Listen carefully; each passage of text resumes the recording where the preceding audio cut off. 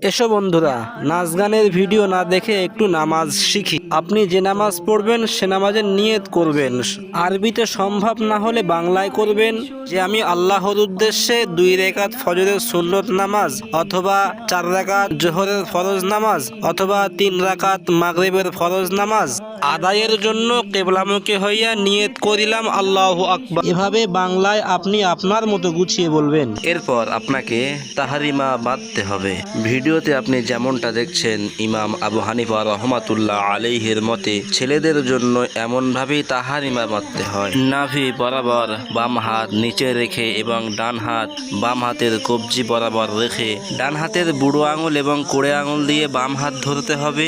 বাকি 3টে আঙুল বাম হাতের উপরে খেলিয়ে রাখতে হবে। তো বন্ধুরা, নিয়ত করার পর তাহারিমা বেঁধে এই দোয়া পড়তে হয়, সুবহানাকা আল্লাহুম্মা ওয়া বিহামদিকা ওয়া তাবারাকাসমুকা ওয়া তাআলা জাদ্দুকা ওয়া লা ইলাহা গায়রুক। বন্ধুরা, ইসলামিক ভিডিও পেতে ইমরান মামুনি এই ইউটিউব চ্যানেলটি সাবস্ক্রাইব করে রাখুন।